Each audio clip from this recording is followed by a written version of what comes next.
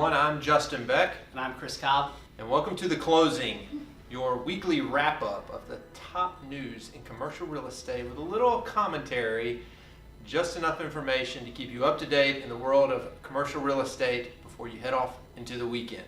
Aerospace overhaul maintenance and repair contractor VTMA announced the grand opening of their new Pensacola facility at the Pensacola International Airport. It's scheduled for June 8th. Now, this 170,000 square foot facility is located on 14 acres and will be the home to a maintenance overhaul facility for companies such as Boeing and Airbus. This is a great step in the diversification of jobs in Pensacola and a fantastic development at Pensacola International Airport. Absolutely. You know, when you create great jobs like that, they're going to have at least 400 coming up soon, and they hope to have at least 2,000.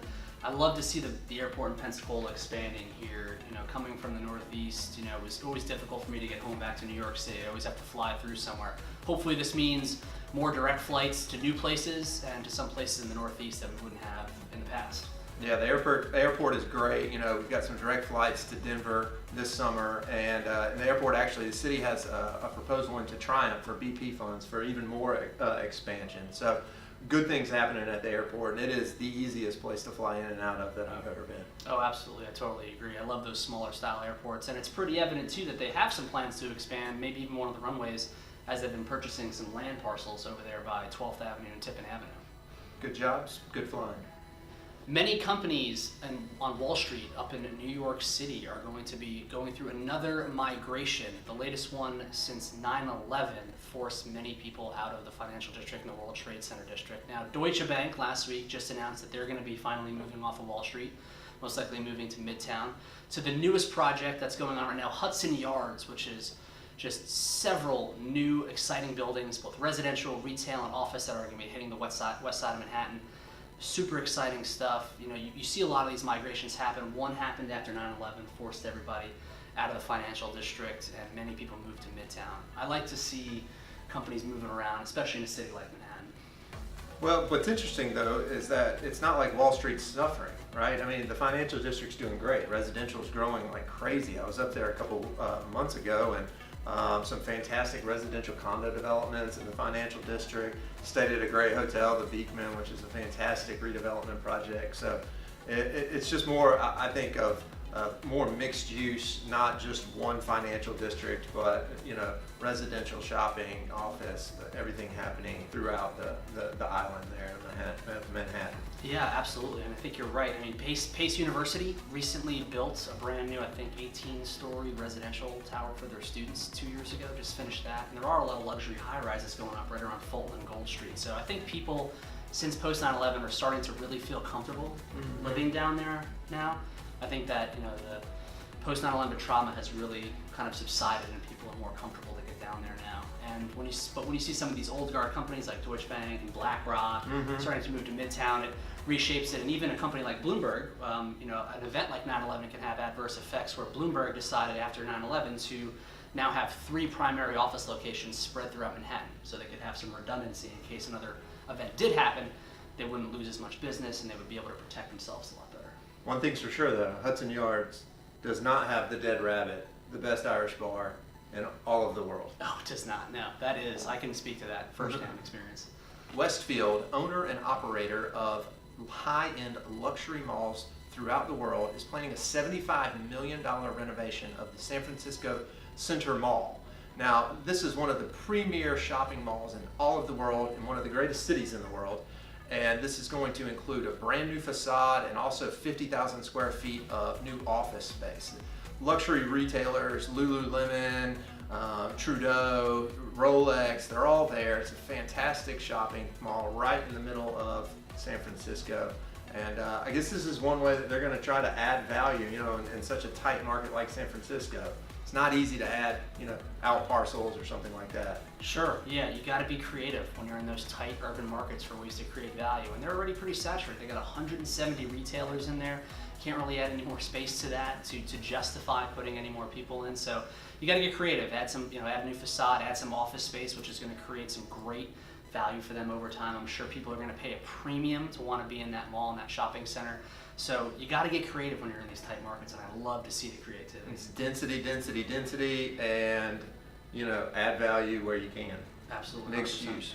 So one thing we probably all have been seeing is food trucks being added to all cities across the country. And I love food trucks personally, and it was great to see a number of them pop up even in New York, New Jersey, and now even here in Pensacola. We have a couple across the street from our office. And it was estimated that in 2016, some 3,700 food trucks hit the streets in America, providing at least 13,000 jobs. So we have the ones right across the street. I love the food truck idea. Makes it easy for landlords or areas, if they're underperforming, we can change them out for new ones. Plus, it provides a new creative way to get food to the masses. Absolutely, and it's like an incubator too for a real estate developer or owners. Food trucks are a great way to get somebody in, see if their concept works, and if it does, expand, into a full sit-down restaurant facility. It's a fantastic incubator. Think about executive co-working office space, and hopefully those tenants grow into a full floor tenant. It's the same thing with these food trucks. I like to see them be successful, and then hopefully one day they grow into an actual brick and mortar facility. I absolutely love it too. The incubator idea is great. And there's actually a mall in the UK, Trinity Leeds, which is going to be experimenting with letting food trucks drive into their food court, so they can cycle through them a little quicker and give some more exposure, more variety to the people that are going to frequent the mall. I think that's a fantastic idea. You can keep the ones that are doing really well and just keep switching it out and just add some more variety. That's a pretty cool idea. Well, bad news has been reported widely for brick and mortar bookstore retailer Barnes & Noble. A slew of bad news has happened for the retailer. Their stock sliding 8% recently, also having to lay off 1,800 employees and closing several stores. The company has lost $1 billion in value over the past 5 years. And so many people are saying this is the final chapter for Barnes & Nobles. What do you think? I think it could be. I think if they pivot a little, give more of that experiential type of buying would be great, offering something that pairs with technology, Kindles, iPads for people to read. But I think another good option for them is to really go narrow and deep and focus on colleges and universities. When I lived in Boston, they paired with Boston University, so it was almost like Boston University's bookstore, Barnes & Noble. You could buy BU gear, like shirts and things you could bring with you to class, all sorts of swag for BU. I think that would probably be a good option for them, is to really go aggressive with some of these colleges and universities and have them be their bookstore. That's a good idea. Any time that I think you can connect with the community. We've got a bookstore coming to Southtown, and that's going to be a community hub, right, for literature and for community happenings. And so the same thing that you're talking about with universities is, so what are you doing to connect with the community, to be local? The quintessential example for me is Square Books in Oxford, Mississippi. It's an incredibly successful bookstore, but again, local authors, events, several things going on. I still like going to bookstores. My kids love going to bookstores. I don't think that's going to change, even though we buy books on Amazon like crazy. We still like to go into the store and experience them and peruse and find out something that we didn't know we were looking for. Absolutely, and it's all about, I think, in my opinion, getting people into the store. So if I know that I'm going to go in and I want to buy a UWF shirt for the upcoming football season, that's going to get me in Barnes & Noble. Now I may start, perusing around. I might go drink a Starbucks coffee and then check out the book section where I can get something new either on finance or real estate or even math, which is one of my passions. But I think that's a great way to get people involved in the community and get them into the store. Well, the changing landscape of retail continues, and it'll be interesting to see what happens with B&N.